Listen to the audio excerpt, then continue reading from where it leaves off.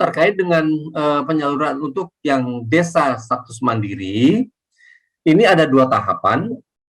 Sebenarnya secara prinsip persyaratan dan tahapan itu untuk persyaratan itu hampir sama lah ya, hampir sama.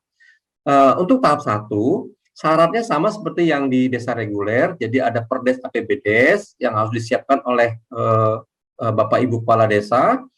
Kemudian ada surat kuasa pemindah bukuan dana desa yang diterbitkan oleh atau ditandatangani oleh Bupati atau Wali Kota. Untuk yang ketiga, ini adalah surat pengantar. Yang keempat, daftar rincian desa hasil cetakan dari Omspan. Ini sama persis dengan tahap 1 yang reguler. Cuma memang besarannya yang berbeda. Kalau dari sisi periode penyaluran juga sama, paling cepat Januari sampai paling lambat 5 hari kerja sebelum akhir bulan Juni. Kemudian untuk besarannya 60%. Nah, 60% ini Bapak Ibu sekalian, jadi ilustrasinya nanti adalah yang disalurkan adalah 60% dari dana desa yang non BLT, yang 60%, ya, dikurangi dengan kebutuhan BLT desa selama 1 tahun. Ini untuk tahap 1. Nah, tahap 2 ini adalah penggabungan dari persyaratan tahap 2 dan tahap 3 yang ada di desa reguler. Jadi ada laporan realisasi dan capaian keluaran tahun sebelumnya ya Bapak Ibu sekalian, tahun 2021.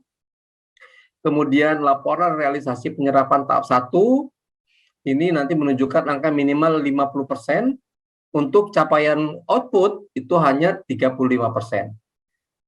Kemudian ada laporan kompetensi stunting, surat pengantar, dan daftar rincian desa hasil cetakan Omspan. Nah, jadi yang harus dipenuhi oleh desa di sini adalah yang nomor 1 dan nomor 2 serta nomor 3. Ini semua adalah kewajibannya pemerintah desa, Bapak Ibu sekalian, untuk memenuhinya. Disampaikan kepada Bupati Wali Kota atau kepada Pemda, kemudian nanti Pemda akan menerbitkan surat pengantar dari Bupati atau Wali Kota atau pejabat yang ditunjuk. Kemudian termasuk nanti Pemda juga akan mencetak data rincian desa di dalam Omspan. Ini yang untuk tahap 2. Besarnya 40%. Jadi 40% dari 60% setelah dikurangi dari kebutuhan BLT desa 1 tahun.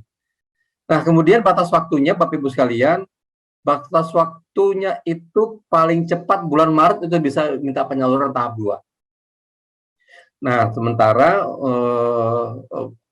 batas akhirnya itu adalah nanti menyesuaikan dengan ketentuan yang diatur dalam langkah-langkah akhir tahun 2022.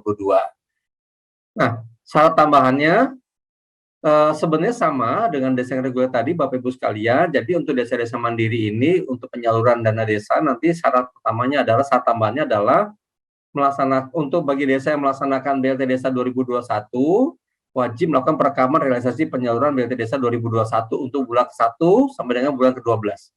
Jadi nanti pelaksanaan BLT Desa yang 2021 itu wajib direkam ya. Nah, kemudian untuk desa yang tidak menyalurkan BLT Desa selama 12 bulan di tahun 2021, nanti tolong ditambahkan dokumen berupa peraturan atau putusan kepala desa mengenai tidak terdapat calon KPM. Ini sama seperti yang desa yang reguler tadi ya Bapak Ibu sekalian ya. Ini penyaluran dana desa untuk BLT desa. Ini kita atur di pasal 19, Bapak-Bapak Ibu sekalian. Jadi untuk penyaluran dana desa untuk BLT desa, ya persyaratan penyaluran dana desa non BLT desa itu harus dipenuhi dulu.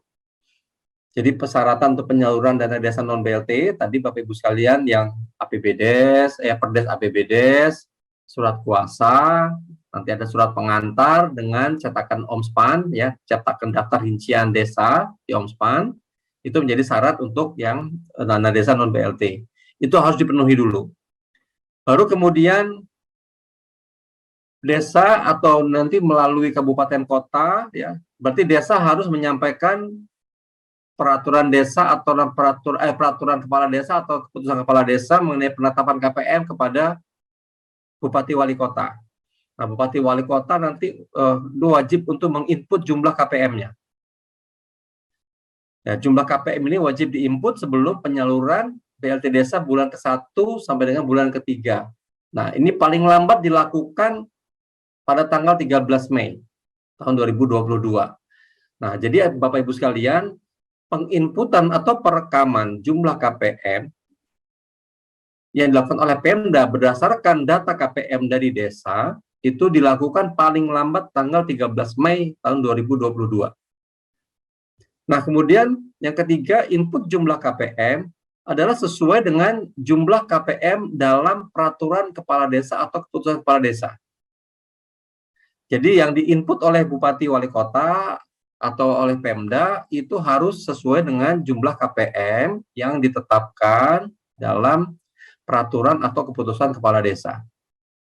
Nah, Bapak-Bapak, Ibu-Ibu sekalian kepala desa, untuk penetapan jumlah KPM atau daftar penerima manfaat BLT desa, kami tidak lagi mengarahkan itu harus dalam bentuk peraturan atau harus dalam bentuk keputusan. Silakan saja yang sudah kepalang tanggung membuat peraturan kepala desa, monggo itu tetap bisa dipakai. Atau kalau ada yang sudah kepalang tanggung membuat dalam keputusan kepala desa juga itu monggo nggak apa-apa, kita bisa tetap gunakan. Jadi nggak usah berdebat lagi nanti kita ini kemarin gara-gara ini, jadi saya agak malu juga Bapak Ibu sekalian. Karena di PMK peraturan, di Permendes keputusan gitu ya. Jadi kayaknya nggak kompak. Mohon maaf atas ketidaknyamanannya. Nah, jadi sekarang Bapak Ibu sekalian, monggo saja kalau ada yang sudah menetapkan dalam bentuk peraturan itu tetap bisa digunakan, ataupun ada yang sudah menggunakan bentuk keputusan juga itu tetap bisa kita gunakan. Intinya adalah isinya adalah penetapan keluarga penerima manfaat BLT desa. Nah, untuk syarat penyaluran Bapak Ibu sekalian, untuk syarat penyaluran BLT desa, oh ya, satu lagi. Jadi nanti untuk penyaluran dana desa untuk BLT itu bisa kita lakukan sekaligus untuk kebutuhan BLT desa 3 bulan. Nah, jadi untuk syaratnya yang pertama adalah menginput jumlah KPM dulu. Tentunya setelah menginput jumlah KPM, itu kan nanti berdasarkan perkades atau surat keputusan kepala desa tadi ya. Nah, baru kemudian Bupati Wali Kota dia mengupload dokumen penyaluran. Baru nanti setelah itu Bupati Wali Kota melakukan tagging di Omspan. Nah, nanti Bapak Ibu sekalian, setelah persyaratan tahap 1 yang non BLT tadi dipenuhi, kemudian ada penginputan jumlah KPM berdasarkan perkades atau keputusan kades, kemudian sudah dilakukan upload dokumen penyaluran. Jadi tadi yang APBDes, kemudian surat kuasa, surat pengantar, dengan daftar rincian desa, itu semua di-upload. Ya. Kemudian desa-desa yang sudah layak salur, itu di tagging nama desanya, misalnya Kabupaten A, desa 1, 2, 3, itu sudah dokumen sudah lengkap, sudah menginput KPM, sudah ada perkades, itu langsung ditandai desanya. Nah, penyalurannya sendiri Bapak Ibu sekalian, tadi saya sampaikan bahwa penyaluran dana desa untuk BLT desa itu bisa dilakukan sekaligus untuk kebutuhan 3 bulan. Jadi bulan 1, bulan 2, bulan 3 itu bisa diajukan paling cepat bulan Januari.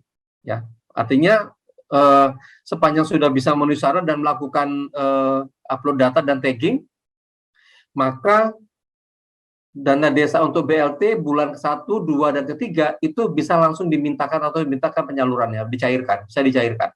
Ya. Paling cepat di bulan Januari, Bapak Ibu sekalian sudah bisa meminta penyaluran untuk BLT desa kebutuhan bulan 1, bulan kedua, dan bulan ketiga.